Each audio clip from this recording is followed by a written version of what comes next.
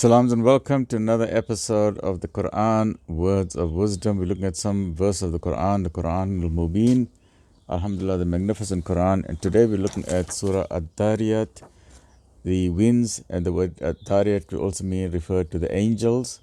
But we're looking at verses. I don't know if you can see that. I'll just try and position that. I will read it out for you. Let me just try and get that in space. It's verses 20 to 23 in chapter 51, Surah Adh Dhariyat. A'udhu billahi minash shaitanir rajim. Bismillahir rahmanir rahim. There are many signs in the earth for those who affirm faiths, and also in your own selves. Do you not perceive? In the heaven is your provision, and also that which is being promised to you. So, by the Lord of the heaven and the earth, it is true as you are speaking now. What is true? The hereafter is true. The day of judgment is true. There is absolutely no doubt about that. So now what this verse is saying, the signs of the Creator Supreme are everywhere. God exists. So this is a reminder for us as Muslims, and for those who are not Muslims, please, I'm appealing to you. The Quran is not for Muslims. The Quran is for all of humanity. So if you have not read the Quran, and if you are not a Muslim, I'm encouraging you, I'm inviting you to get a copy of the Quran and please read it. This is the words from your Creator. The entity that created you is inviting you, has given you this final divine scripture called the Quran. It has not been contaminated by human interference. And He has sent the final divine messenger, the Prophet Muhammad, peace and blessings be upon him. And the Creator Supreme is saying, you cannot see Him with your eyes because He has not given you that sensory permission to see Him. But He exists. This is part of the test. If you could see God, where is the test? Then there's no test. So this whole concept of belief in the unseen is part of your faith. And God is reminding you that if you look around in nature, His the artistry that you see in nature, the scientific achievements, the atoms, from the microscopic subatomic particle to the magnificent huge galaxies, they are all attesting that there is a supreme creator, there is a ruler, there is order in the universe, there isn't chaos in the universe. The very fact that there is alternation of the night and the day, there is a precision of 24 hours. Who decides that the earth must spin at 24 hours? Who is that? Who? Does the earth decide on its own it must be precision for 24 hours? No, there is a system behind it. Who has decided that the earth must go around the sun 365? It takes the earth 365 days to go around the sun. We call it 1 year. Who has decided that is precision? How is the earth standing on its own without any pillars? There's nothing, that the earth is floating in the air. Who has done that? There is a Creator Supreme. When you look in your body as a medical doctor and as a scientist, I can tell you with absolute guarantee, when you open the brain, you fall on your back. When you look at the microscopy of the brain, you look at the neurons, you look at the dendrites, you look at the axons, you look at the gray matter, the white matter, you look at the frontal lobe, the temporal lobe, parietal lobe, the occipital lobes, the cerebellum, you look at the circle of Willis, you look at the lateral ventricles, you look at the third brain, you look at the basal ganglia, you fall on your back. You look at the inner ear, the three-dimensional semicircular canals that make you stand in an X direction, a Y direction, and a Z direction. And that is why you see these Olympic athletes when they're spinning and twirling, or when you see these swimmer divers when they're swimming from the 10-meter or 20-meter high dive, and they are spinning and the body is controlled. How do they do that? It's because of the semicircular canal in the ear. If you have a very minor infection, even a small infection in the ear, vestibulitis, you start getting dizzy, you fall down. We don't appreciate this magnificent eye. Did this eye create itself over evolution? Absolute nonsense and crap and rubbish. I'm telling you as a scientist and a doctor that a Creator exists. And it is your job and my job to understand who is that Creator. There is only one Creator. We have different concepts of it. There is absolutely no doubt. Have you got a guarantee that your great-great-grandfather was correct in his understanding of religion, or his or her understanding of the Creator? Could there be a slightest error that the religion that you're following, just because it's a culture, You don't want to be disloyal to a family, whether you're a Christian or atheist. You say, no, my families were all Christian, that's why I'm a Christian. Or my family were all Hindus, that's why I'm a Hindu. Or my family were all Buddhists, that's why I'm a Buddhist. Or my family were all agnostics, they were scientists, that's why I'm a scientist. No, think for yourself, because one day it's an absolute guarantee that you're going to stand in front of your Creator. There's an absolute guarantee you're going to be brought back to life. Then it'll be too late to come back to earth. You only got one life to live. So let's look at the brief commentary of this magnificent thought-provoking word, and that is why the Quran is known as the Quran al-Mubin. It's a magnificent Quran. It's a magnificent Quran. It is a glorious Quran. It is a Quran al-Mubin. It is light. It is clarity. It gives you rational thoughts. There's no fake in it. There's no myths in it. There's no superstition in it. It is a glorious Quran. So let's just look briefly at this, at the brief tafsir of this from Maulana Maududi, and we'll take a brief extracts from Merciful Quran as well, where available. So what do we mean by the signs? The signs refer to everything that is the artistry. Everything got a signature of God, the Creator Supreme. The signs imply those proofs which testify to the possibility and the necessity and the guarantee of the hereafter and afterlife. The earth's own body, its structure, its geology, its having been placed at a suitable distance from the sun at a particular angle. The earth is tilted, and it is not totally spherical. It's an oblong spheroid. Right? It is an oblong. It is broader in the middle and smaller at the Arctic and the Antarctic. The arrangement of heat and light and of the different seasons on it, and the provision of air and water, and the absolutely magnificent water cycle, and the countless different kinds of treasures in its belly, the gold, the diamonds, the nickel, the cobalt, the platinum, so many enormous, and the iron. Iron comes from the stars. Iron is not formed on earth. This is a scientific fact which is mentioned in the Quran, that the iron has come from the skies. And science has proved that iron has come from meteorites crashing into the earth.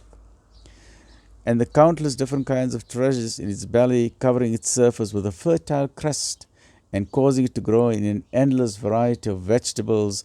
Where did these vegetables come from? They did not just come by itself through evolution.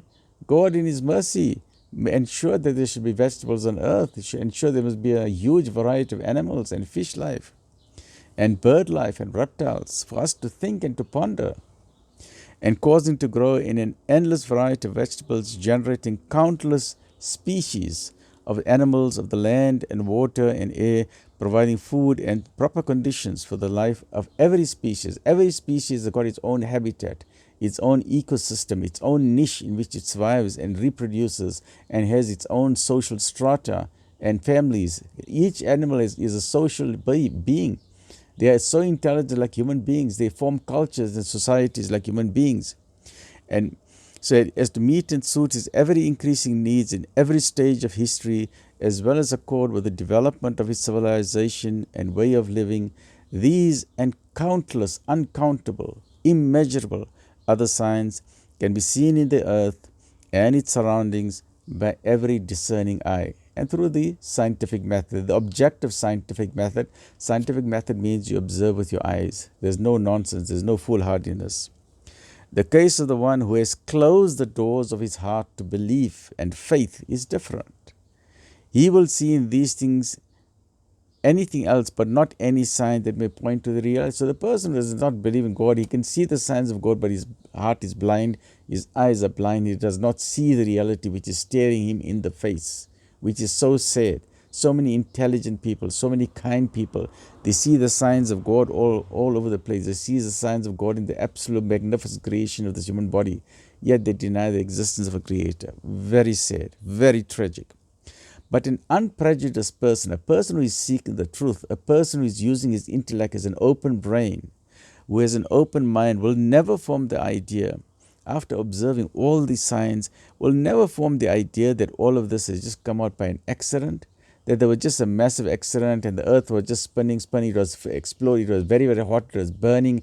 After it burned, it was basically a ball of fire. Then it cooled down, all of a sudden animals started coming over millions of years. That's absolute rubbish, right? So he will rather be convinced that this wise and perfect work of art is the creation of an omnipotent and omniscient God, who is the supreme creator and who is in control of the universe. Everything and everyone, from the atom and subatomic particle to the sun, the stars and galaxies. Everything needs him, but he needs nobody. He is self-sustaining, self-existing. He existed before time and he will continue to exist after time. There was no one before him and there will be no one after him. He is the supreme creator. He is one. And that God who has made this earth cannot be helpless to resurrect man after death. The same creator, he only has to say a command, kun, be, fayakun, and it is, be and it is. If he created you the first time, he can create you again, he can create you again 1,000,000 times. It's easy for God in his mercy, in his absolute power. So don't ever deny, don't ever have doubt that you will be resurrected again, because it is an absolute guarantee that every man and woman, whether you are male or female, whether you are rich or poor, whether you are Muslim or not a Muslim, you can be a Christian, an atheist, a Hindu, a Buddhist, a monotheist, a polytheist, a pantheist, an atheist, an agnostic, whether you believe in God or you don't believe in God. You can be a king, you can be a president, you can be a farmer, you can be a pharmacist, you can be a doctor, you can be a dentist. It doesn't matter who you are. You can be a tyrant or you can be a tea maker. It doesn't matter who you are. Every single human being, whether you're American or Russian or Chinese or Mexican or African or South African or Cape Townian, or you can be a Nigerian or Kenyan or a European, you can be a French, you can be a Swiss, you can be from Switzerland, Sweden, Finland, Norway, it doesn't matter. Every single being, even the Australians down in Aussie in Sydney, they will all stand in front of the Creator Supreme after they die. It doesn't matter how you die. You can be buried in the ground, you can drown in the ocean, you can fall in a volcano, you can die, you can be cremated to ashes, or you can be frozen in liquid nitrogen. You can be shot out into space to Mars or Jupiter or Saturn or to the Andromeda galaxy, to the furthest far-flung distances of the universe. The entire universe belongs to God. So no matter where you run, God will bring you together. He'll bring you together in front of Him. Every atom of your existence, He will bring you back together to where you were, up to your cells, your teeth, your eyes, your brain. Your brain is your hard drive. You'll take that hard drive out. Every detail of what you have done will be presented to you. Up to your fingertips will be identical. Your retinal eye scan will be identical. Your blood type will be identical. Even your DNA genetics will be identical. Then you will get a shock of your life where you're standing in front of your Creator. He will then ask you, what have you done in your life on earth? And He will know exactly, because the DNA is the database in your brain, and He will plug it in and will show you exactly what you have done throughout your whole life. That is when people will get a shock of their life. The secrets that they have done, those secret crimes, people, the serial murderers, the serial rapists, those politicians, or those big mega businesses, or the armed dealers, or those afflicting war on people, unjust war, and they thought they can get away with their crimes. This is the day when all those crimes will be exposed, and the entire world will see that those people who we thought were somebody that we looked up to, they will be on their knees in shame. That is also known as a day of regret, but that is a day of absolute justice which no one can escape. So don't ever have a doubt that the Supreme Creator, don't ever doubt that He does not have the ability to bring you back to life. Certainly, most certainly, the very fact that He has created this earth, the very fact that He has created you, it means absolute guarantee He's going to bring you back to life. The fact that man has been granted powers and authority by itself demands that he should be accountable. Otherwise, it would be against the wisdom and justice. And the Creator, being all-powerful, omnipotent, is by itself a proof that after the human species has fulfilled its function in the world, He can raise all its members back to life and gather them together from wherever they are laying dead. And no matter how they died, He will gather them together for the purpose of accountability. You don't have to look outside yourself. Look within yourself. You will find countless signs testifying to the same truth. You will see how your creation was begun by combining a microscopic sperm with a microscopic egg in a corner of the mother's body, which is in the womb, as the fallopian tube. As the egg is coming down the fallopian tube, to settle in the womb, and the sperm meets the egg in the womb and it attaches itself to the womb. Microscopic details.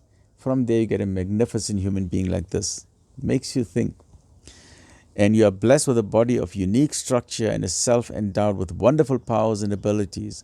How you were brought out from the dark world of your mother's womb, as soon as the structure became complete, into this vast world, equipped with an automatic machine within it yourself. You've got trillions of factories inside your body, the enzymes, the proteins that are working continuously, magnificently in the background. You're not in control of it. It is an autonomic system. It is an automatic system. You're not in charge of it. Yes, you can walk. You can decide where to walk, what to. But the minute you eat your food, the rest of it, your body is doing it automatically. You don't have to decide, okay, now which enzyme must I release? Must I release now hydrochloric acid? Must I release now the gastrin and peptides? What must I release? Must I release glucose? You don't have to think about it. The body is doing everything automatically. Who programmed your body? Did you program it? No. Did the government program it? No. Did Microsoft program it? No. Did the internet program it? No. God, most merciful, programmed it. It did not come out by evolution. Who thinks that your body came out by evolution? It's absolute nonsense. So please understand very clearly there is a creator. As a doctor and a scientist, I remind you again, there's a creator. Think about what I'm telling you, please, before it is too late. I'm at the end of my life, so I'm trying to encourage the Gen Z here. Please don't make a mistake. Don't be fooled by some of the media people or some of these so-called intelligent people. They say, oh, we don't need God or we don't need religion.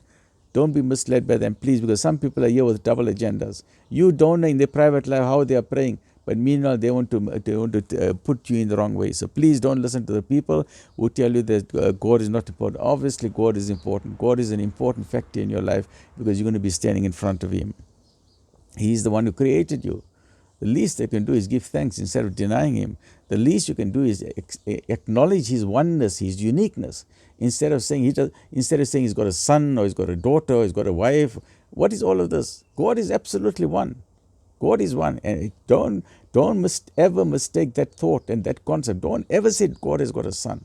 Don't ever say God has got shoulders. God does not have shoulders. God does not have a mother. He does not have a father. He does not need politicians. He does not have a senator. He does not have ministers of parliaments. He does not need royal advisors. He does not have any bodyguards. He needs nobody. He needs no one.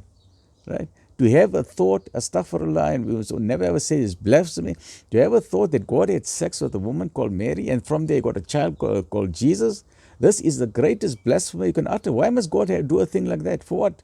For millions of years, he must have sex once and then must forget about it? Why?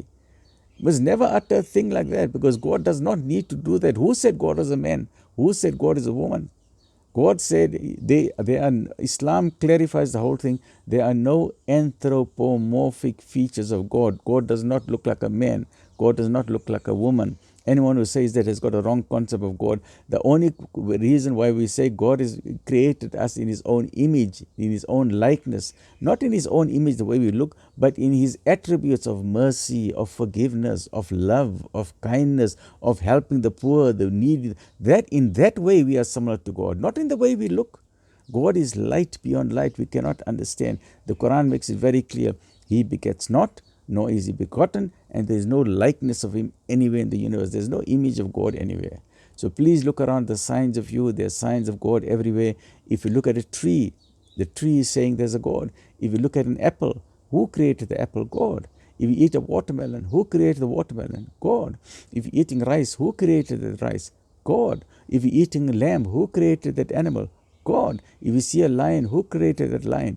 God. If you see an elephant, who created that elephant? God. So everything has got a signature of God. When you're standing in front, the biggest example or evidence of the existence of God is who? Is you. So today or tomorrow morning when you wake up and you look at your beautiful face in the mirror, you finish, wash your face, you comb your hair, you say, hey, I'm looking beautiful today. Look at yourself in the mirror again and say, you know what? Who created this human being? Who created this person? God. So when you stand in front of the mirror, that is evidence that God exists and there's only one God, and it is an absolute guarantee that this God who created you, who created the heavens and the earth, did not create this world for fun.